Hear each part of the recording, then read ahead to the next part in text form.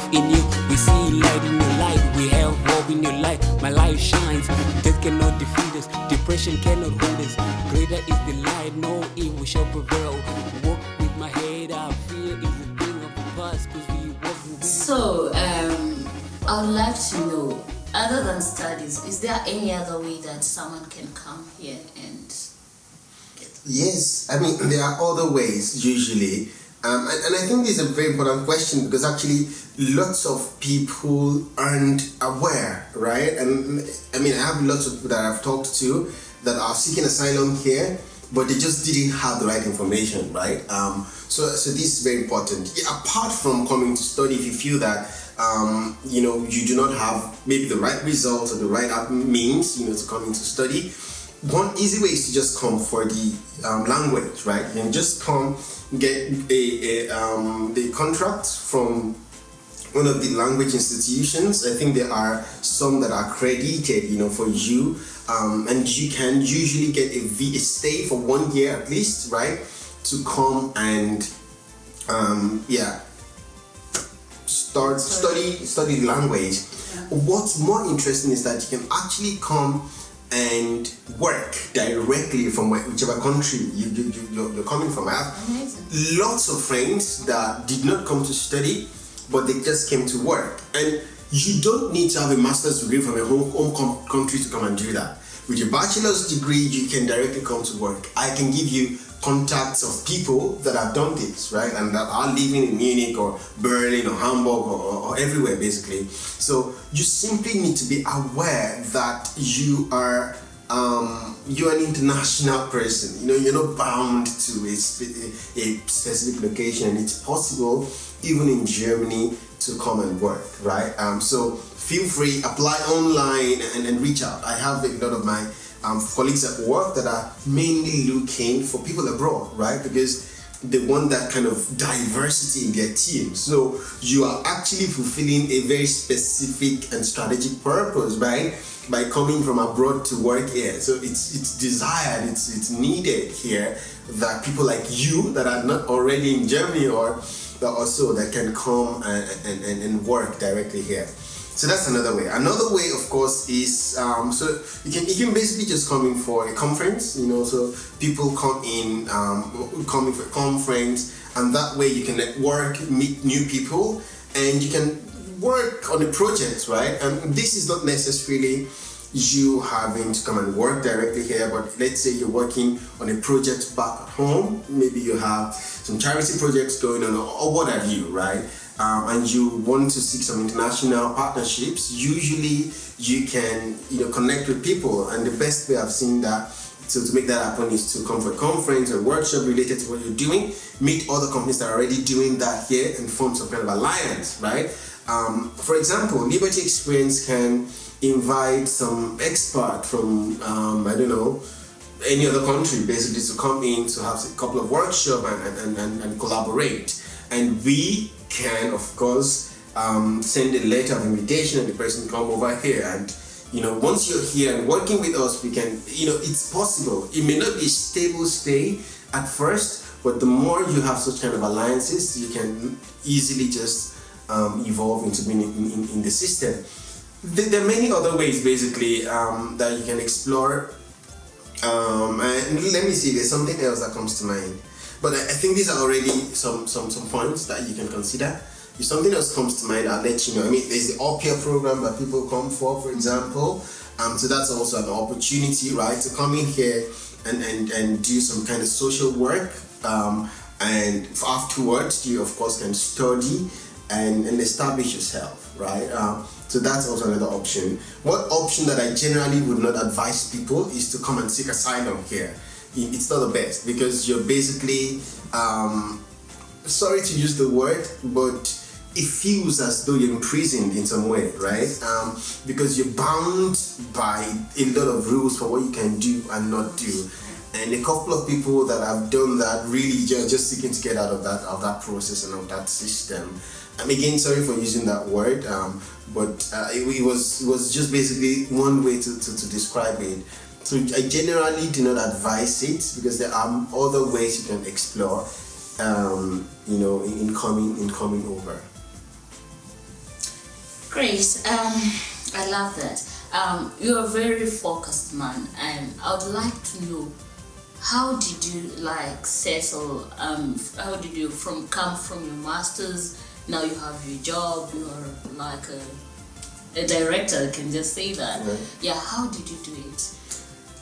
Yeah, I mean, I think it's a thing about the mind, right? I think a lot of people think too little about themselves and about their ability to become whatever they want to be. I like to say that there's nothing in any man that is not in me. There's nothing so noble that I cannot become, right?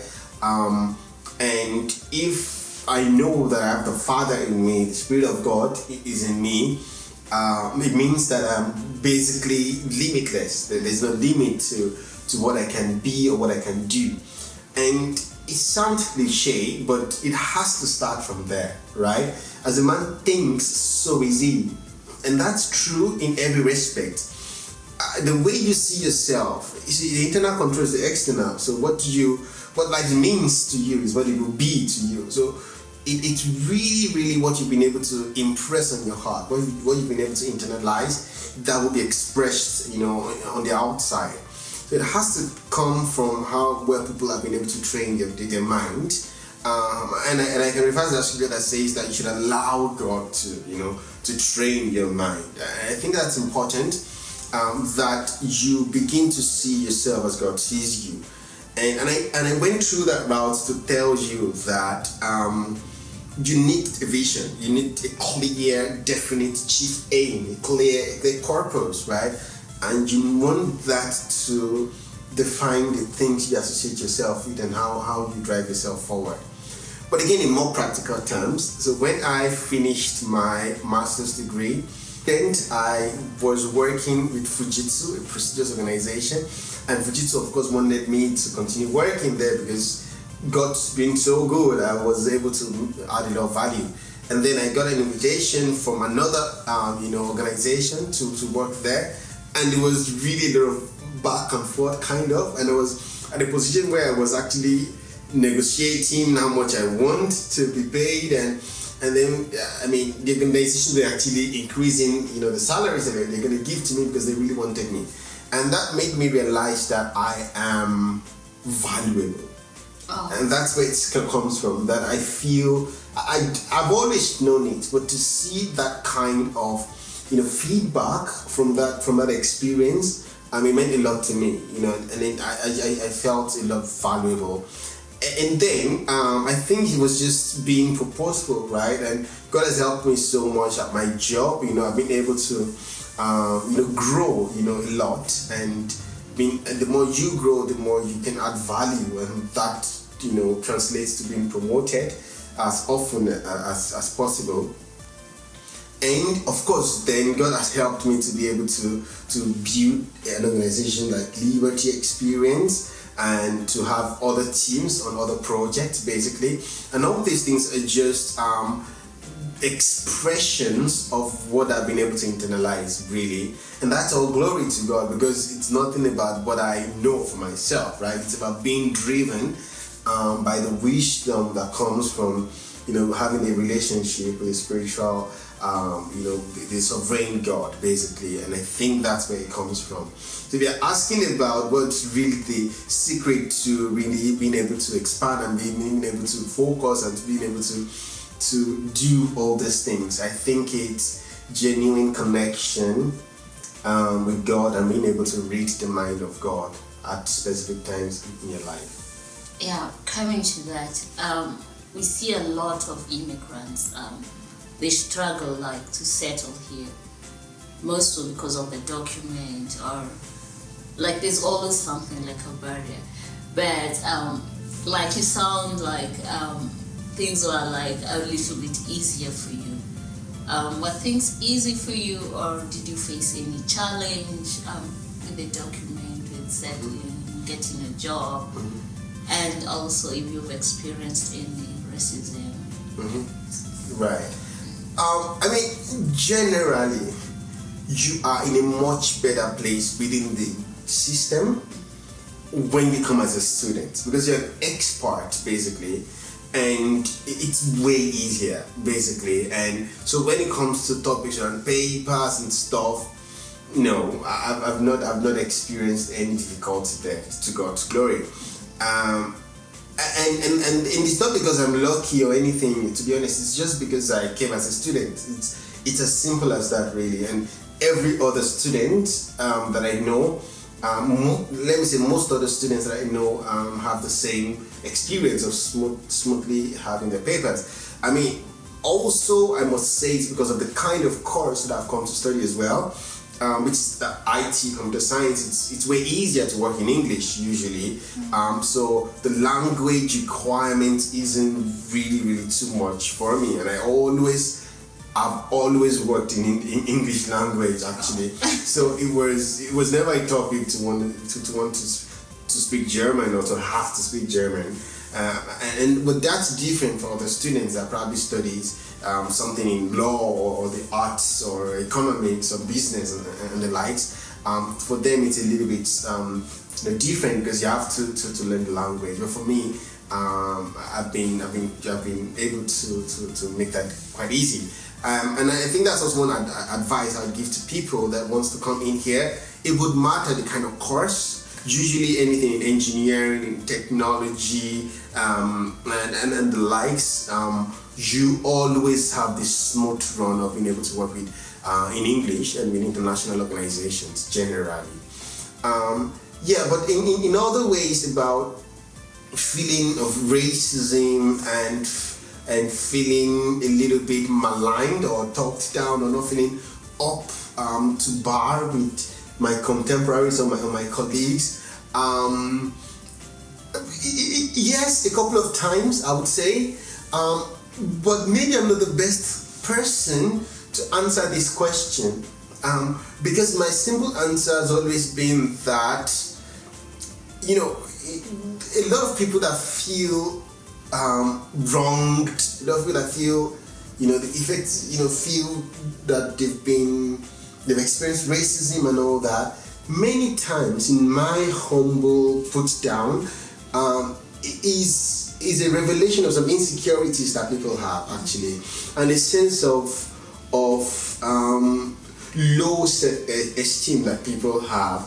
I give an example. I was in the train sitting with a friend, and there was this other person, and my friend is black, just as I am.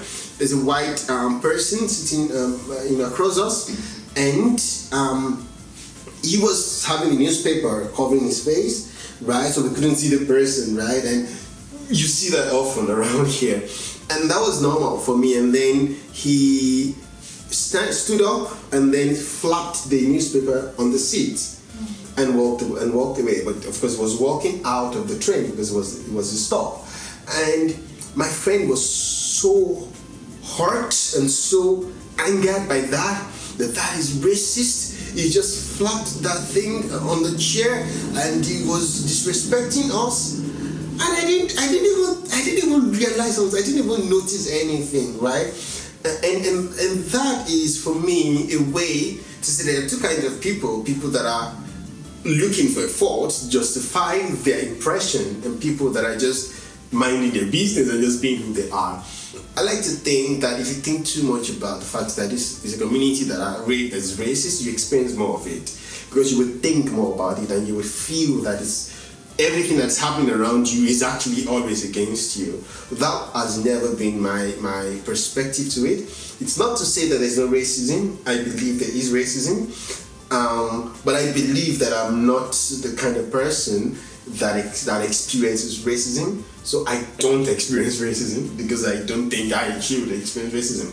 So if you know what I mean, you're living not from the outside, you're living from the inside. So to be honest with you, I haven't experienced racism as much as other people have. Of course, a few cases happen that actually could pass for racism, but what do I care? I don't care about it. It doesn't move me, right? That's not what I'm bothered about. I pray for the person, I wish the person well, and I move on. I focus on what matters. And God's been so good. I mean, we have a lot of Germans in our payroll, at Liberty Experience, for example, and I am mentoring a lot of Germans at my workplace.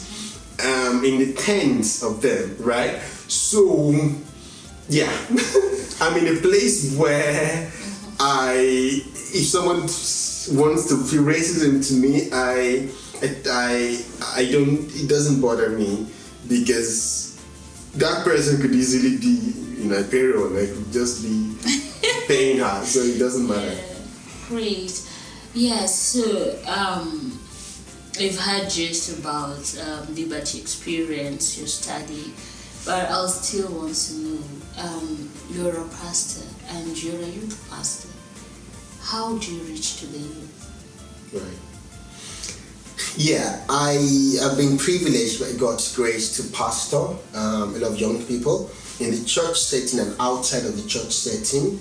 And it's important that when you pastor younger people or mentor them from a spiritual perspective, because that's what we refer to as pastoring people usually, that you understand people and that you can give them the impression that they are understood. It's one thing for you to understand a person, it's another thing for the person to feel understood, right? So the way I reach out to them is to try and understand them, to try and hear and listen to them, to not be assuming, because it's easy to just assume. It's easy to box people into some kind of way and just to treat them that way. So I try to understand where they're coming from. I try to know them really, and I try to be their friend. I try to be their friend. I want them to be able to chat with me and talk to me and give me a high five and hit me with their elbow if they're angry with me. I want them to be able to do that. I don't want to wear a mask and create a huge distance, because that's what you see the people that try to reach out to younger people, is that you don't know them, you're not friends with them, so they really aren't talking to you. When you talk to them, they hear you, but they aren't listening to you. And this is important, that you really, in reaching people, you need to reach them to get to where they are, right? That's reaching to people. And when you are where they are, then you can take them along with you. And that sounds a bit philosophical, but there aren't so more practical way to say it, because there are, pastoring people, mentoring people, helping people out. It's a very dynamic process that it's really, really different from person to person. But I try to know them and reach out to them, and I try to share my skillfulness, my experiences, and my thoughts with them. And I don't ever force anything on anyone. I don't ever, because I don't think I should. I think I limit their creativity, their uniqueness, if I try to tell them what to do. I think many times they're smarter than I am, or they have the potential of knowing better than I do. Maybe not yet at the level of their life, but I don't consider myself the one that knows what they should be doing. The person that knows what they should be doing is the Spirit of God inside of them. I just try to help them realize that, and to open them up to form that connection, and to trust that God's Spirit in them can lead them to all truth. Wow. So there's this topic about immorality right now, and not so many youths are able to live up to their values. Right. What can you tell them? And specifically, I'd like you to tell us a little bit about fornication too. Right. Yeah. Sexual immorality. That's a difficult question. You already see that I'm stuttering.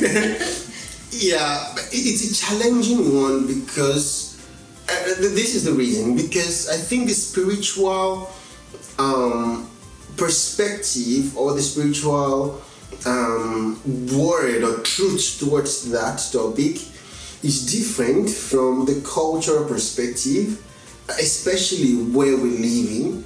Of course, in many other communities, it's aligned with the spiritual values, because one and the other are very well aligned, but it's different where we're at. And that's also different from, in many cases, family values, right?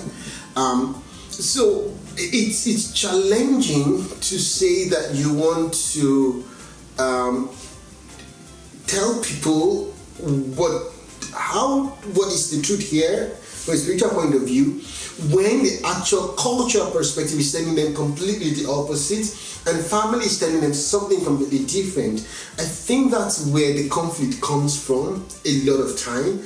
And the question is, how do we help people understand which perspective to go for? How do we help them prioritize the right kind of perspective? I think that is the core of the question, because most of the people that are listening to us, there's no one that thinks of sexual immorality. I mean, it's called immorality, right? I mean, so we aren't trying to tell people to know what is wrong or from what is not wrong. So that's not the question. We're way advanced. This discussion is advanced more than that. I think the discussion we should be having about this is, what really is the truth? Who is telling the truth? Is it the government or the constitution? Because in Germany, mind you, constitutionally is right to have these things constitutionally, but that doesn't make it right in the face of God. So the discussion we want to have is that, what's the source of the truth? And we know that God is the source of the truth. That's the truth. That's the spirit of truth. And for people that are confused about what to do here or where to go, the best I can advise you to do is have a relationship with the Spirit of God inside of you. I believe God's Spirit convicts us to know what is right from what is not right, even in the most confusing point in time. So there is that. The first step is, please have a relationship with God's Spirit. The scripture makes it clear that sexual immorality is wrong and that you should hold yourself pure and chaste until you're married to a man, or the other way around, a man to a woman. So we're not only talking about sexual immorality from the perspective of a woman, right? It's both ways. I mean, just to be clear. So it's important to keep that in mind, that one is have a relationship with God's Spirit, and God's Spirit will speak to your heart and will convict you, of what to do, of how to hold yourself up. But this discussion is wider than that. It's also about having a focused life. I think when you are not focused in life, your mind shrinks into little things.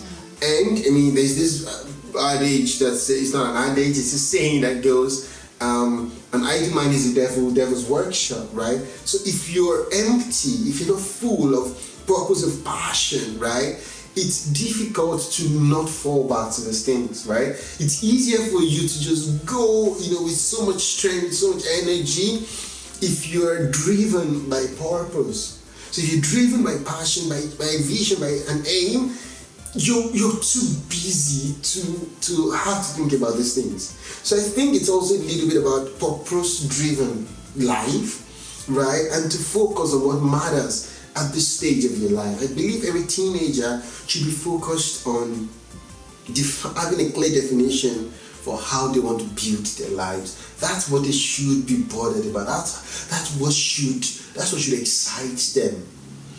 I would like you to look at the camera there and give us your parting shot and your favorite verse.